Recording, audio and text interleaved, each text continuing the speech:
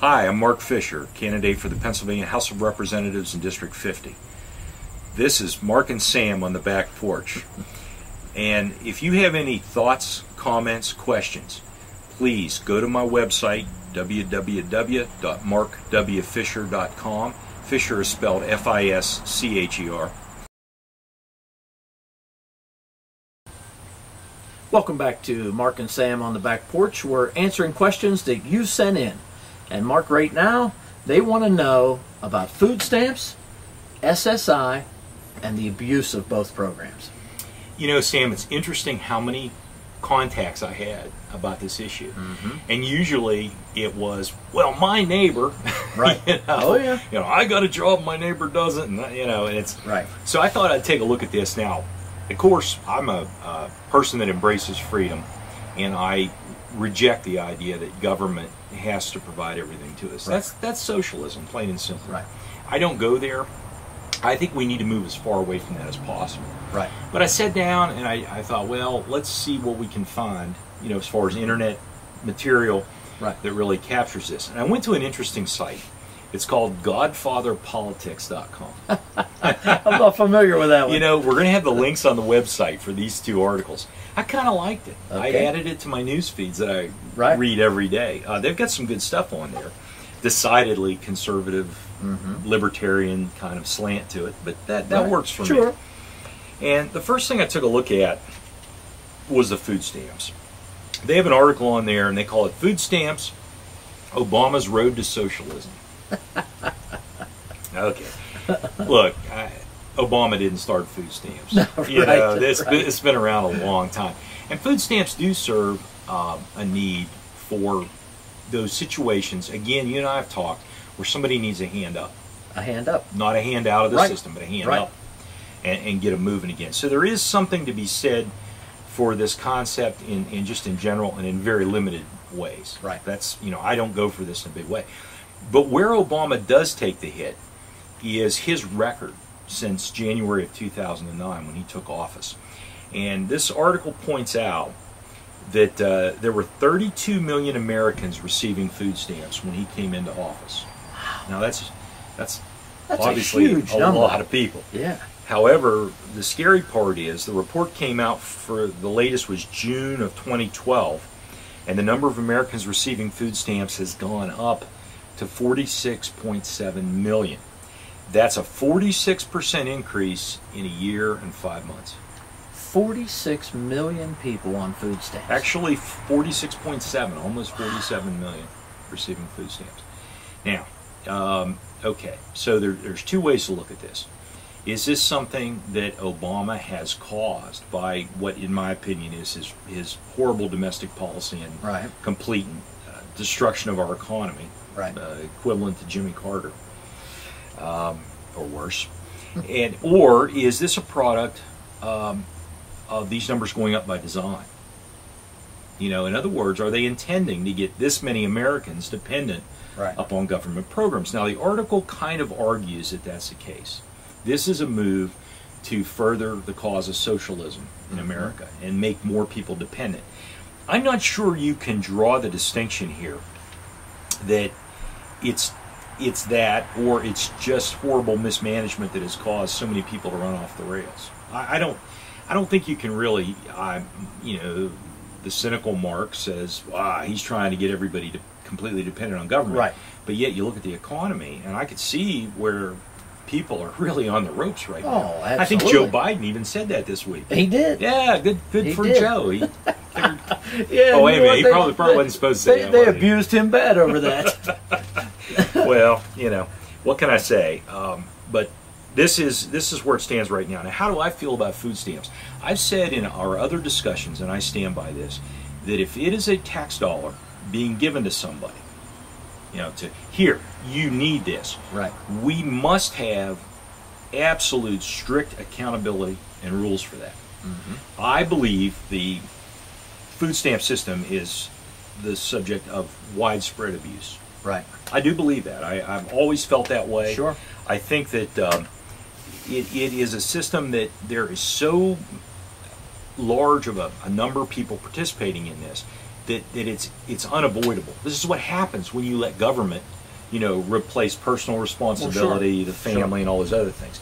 So that's where I am on food stamps.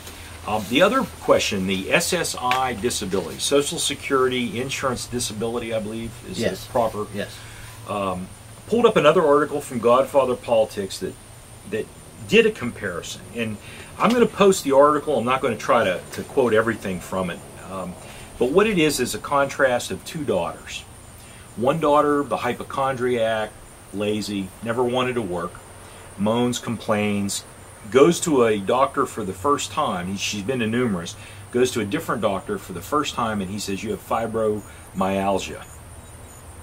And it is not something that can be diagnosed like that. It's a lot more complex. Oh, sure. That. I'll let y'all look it up. I'm not going to get into medical definitions.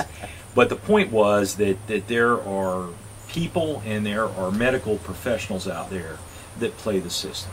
Right. It's easy to do. And once she had that diagnosis, she suddenly developed all the symptoms.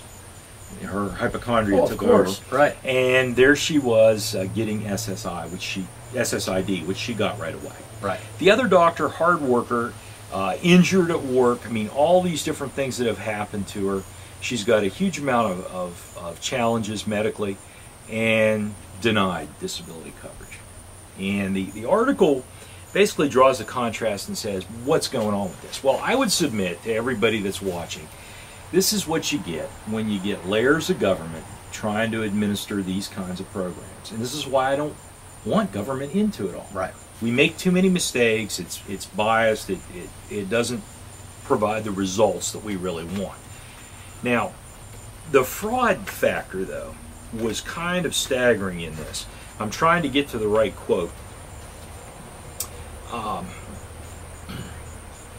An 18-month study by Homeland Security and Government Affairs Permanent Subcommittee. Okay, they did a study. They randomly selected 300 cases of SSI disability and discovered that the benefits were improperly awarded nearly 25% of the time. 1/4 were not properly awarded. That doesn't surprise me because we've gotten away from our checks and balances within programs. Exactly. Grow it, administer at the federal level where there's little the states can do. Right. And this is what we get. And what does it make? More dependency on government. Right. Now the interesting thing is that the average lifetime disability payments add up to about $300,000 for average lifetime. I wouldn't say anybody's living the high life on SSID at all. Right. But when you multiply that 300,000 and figure the program, is in the billions, and that much, 25% of that is fraud. The number's staggering. It's incredible. We have to control this. We have to get it under control. The states, as I have said numerous times, must push back under the 10th Amendment and obstruct, change, alter what the federal government has tried to do here. It's not just been Barack Obama. That's the silliness to this. We can all sit here and point a finger. It's Obama. It's Obama. That's not true. Right. These things have been around for a very long time. Both parties have scammed the system to create further dependency with the hope that it will benefit them. Right. And I reject that. And I'm not going to go to Harrisburg as a kind of legislator that in any way embraces this. I will stand up and scream no. And I will also show there and here what the facts are. Well, sure. And then we can write letters. We can do things as a district to oppose this and to try to bring this under control, because that's the only thing that will work at this point. We have to put representatives in from districts that feel the way ours does. Or at least I believe. We'll see after the election. Right. I believe they feel this way. And we have to put those kind of people in place and as a group stand up and say no and argue and fight.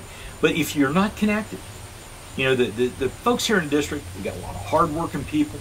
They don't have time to worry about this. No, that's why we elect a, quote, representative. Exactly. Yes. And I will be that kind of representative. The information will be readily available. I do not for a second believe my opponent will. I have to agree with you.